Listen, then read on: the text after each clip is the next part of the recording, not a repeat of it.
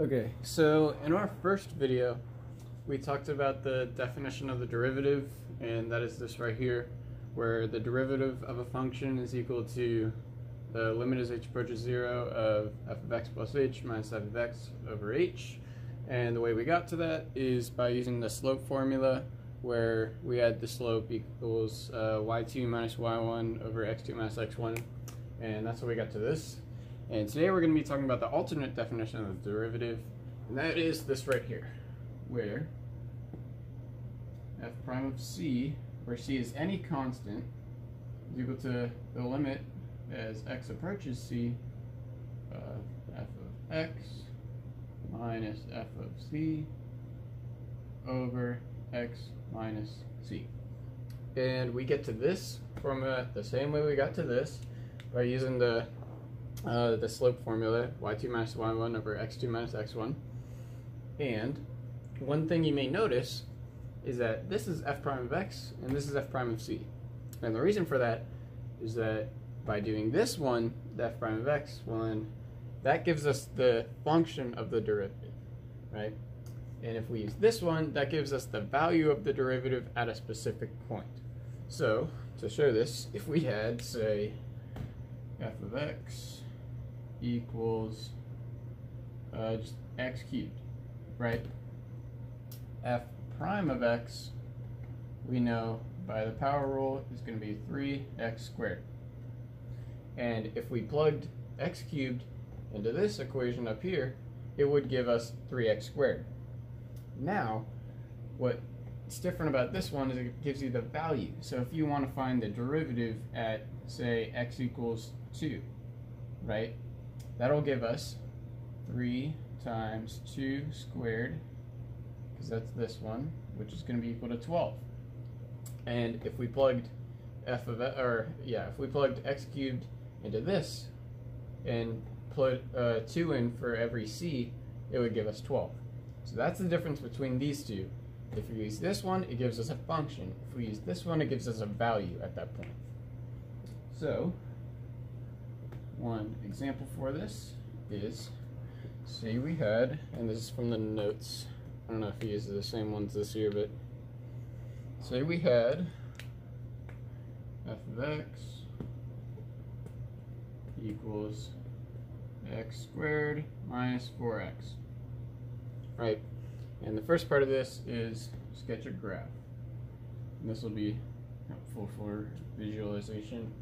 And this is going to look something like this, right? Where we have the vertex at 2 and -4. It's obviously not to scale, but it's going to look something like this. And we're asked to find the value of the derivative at x equals 3. And just by looking at the graph, we can estimate, so we know 3 is going to be right here. So we can guess what the sign of the derivative is going to be. So at x equals 3, we're looking at this point here.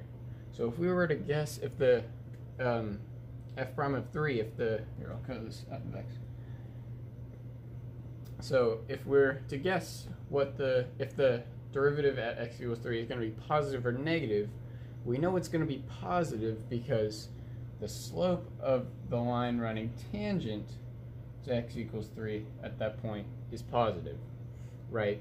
Because looking back over here, like the way we got to the derivative in the first place is by looking at the slope of the tangent line. So if the slope of the tangent line is positive, that means the derivative at that point will be positive. So that's how we know f prime of 3 is going to be positive for this one. And now we are asked to actually solve for the value of this in 3 different ways. So I'll get rid of all this. So just by looking at the slope of the tangent line at that point, we're able to tell that it's the derivative, f prime of 3, is going to be positive, right? And I'll quickly redraw this graph so we can see it. All right. This is f of x equals x squared minus 4x. We have 2 -4, and we're looking at x equals 3 right here. So the first way we're asked to compute f prime of 3, compute f prime of 3, which just means the derivative evaluated at x equals 3. So the first way we're asked of how to do it, or how to compute this, is by using the general definition of the derivative. And that is the one where f prime of x equals the limit as h approaches 0 of all that stuff. So we know the first part to this, to the numerator up here, is f of x plus h. So if we plug in x plus h for all this, we get x plus h squared minus 4 times x plus h. And now we also have to subtract f of x, minus x squared minus 4x. And this whole thing is over h. So now we can start breaking this down. We get x plus h squared. We know it's going to be x squared plus 2xh plus 2h squared by, or not 2h squared, just h squared. And that's by binomial expansion theorem. Remember when we did Pascal's triangle and all that?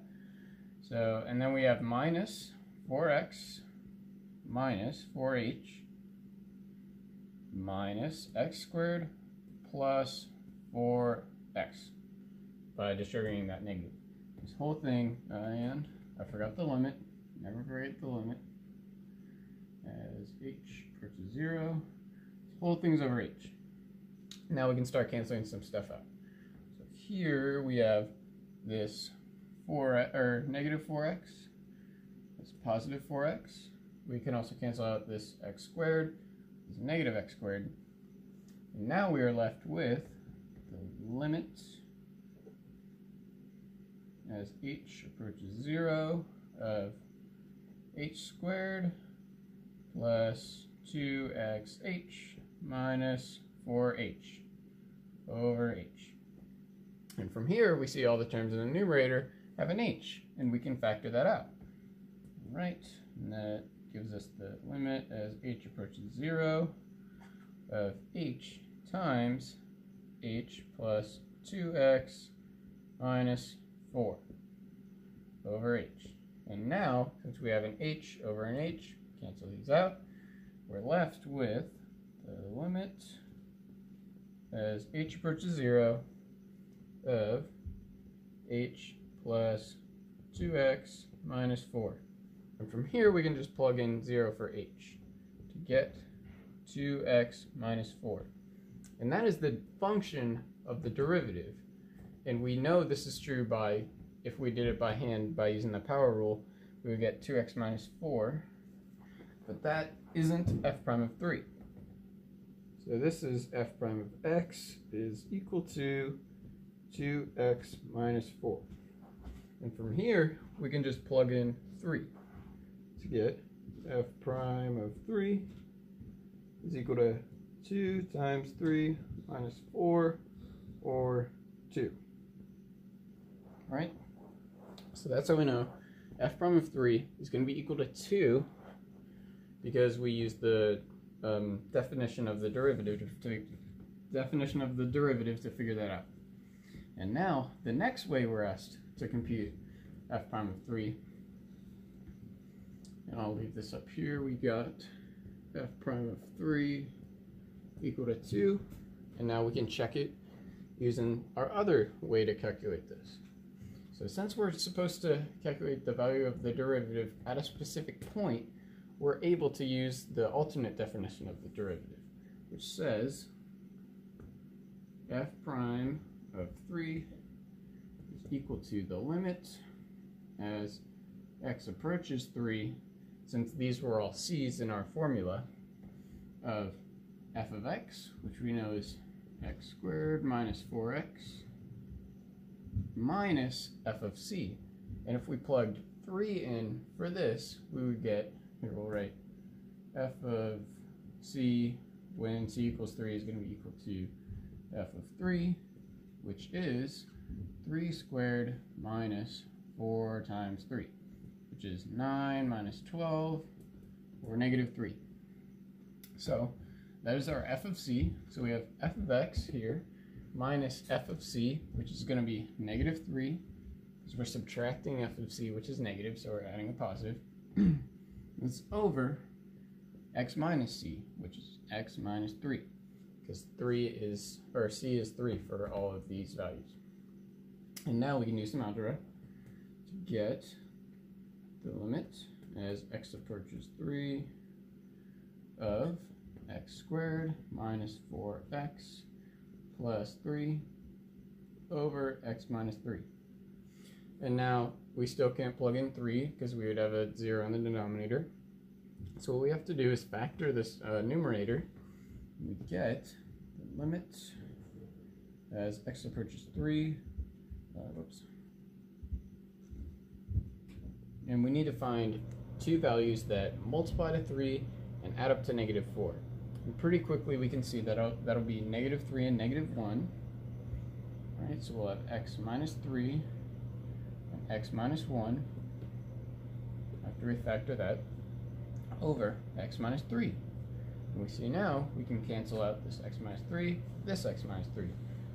So we're left with f prime of 3 equal to the limit as x approaches 3 of x minus 1. And from here we can just plug in 3 to x. We get 3 minus 1, which is 2. And that agrees with this up here. So that's how we use the alternate definition to find the derivative at a specific point. And also, like we said, it should be positive because this tangent line here, the slope of it is going to be positive. So that's a quick way to check if it's reasonable. If this is positive and on the graph it should be positive because the derivative or the slope of the tangent line is positive. Alright, and just a quick check that it is 2 after we did all this. And if you notice these canceling out, that should happen every time that you use this alternate definition. So every time you use alternate definition, some factor, you'll have to factor the top, and that will always cancel out with this denominator down here. So that's a quick way to know if you're doing it right. If you factored right, something should cancel out. Right, so the last way we are asked to compute f prime of 3 is by using just the easy rule, the shortcut rule, and that'll be the power rule. So if we have f of x, and this is the way you should do it unless you're asked otherwise to use one of the definitions of the derivative, because this is by far the fastest and easiest way. So if we have f of x equals x squared minus 4x, we know f prime of x is equal to 2x by bringing this down and subtracting 1 minus 4. Right? From here, we know f prime of 3. We can just plug it in here. 2 times 3 minus 4. That's going to be equal to 2. And so that just proves that f prime of 3 is equal to 2. So that's like the 3 ways that you can go about finding the derivative. And that's by using the definition of the derivative, the alternate definition, or one of our rules to do it. And this is quite clearly the easiest and fastest way of doing it. And one more thing that you'll be asked to do a lot in calculus is write the equation of the tangent line.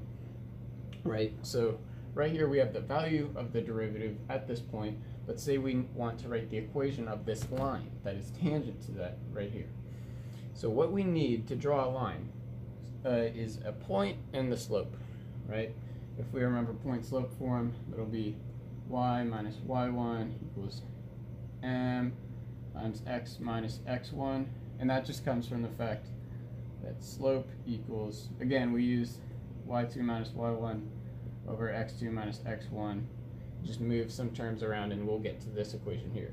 We use this a lot. This is the basis of a lot of stuff we do with derivatives, with the slope formula. So if we want to write the equation of this line here, all we need is a point and the slope. So the point at here is going to be f of 3, right? So we know 3 is going to be our x value. So this right here we know from the get-go is going to be 3. right? Because that's the x value we're looking at the tangent line to that point. So we can plug in 3 to get this y value down here. And we already calculated that to -3 when we used the alternate definition, but we'll do it again. So that's going to be 3 squared minus 4 times 3, which is 9 minus 12, or -3. So we know this point right here is 3, -3. And that's this right here, because when we plugged in 3, we got -3. So this y value right here is going to be -3. So we can plug these into the equation. So we have y minus y1, which is -3. So I'll add y plus 3, since it's subtracting a negative. That's equal to m times x minus 3, because that's our x value. So now we have our equation of a tangent line, except for the slope. So what we need for the slope is to remember that the slope is the derivative. Derivative, like in itself, comes from the slope formula, and that will give us the slope. Remember, f prime of 3 is equal to 2, and this 2 means this line right here has a slope of 2, right? The derivative just means the slope of the line tangent to the function. That's, like, by definition what it means.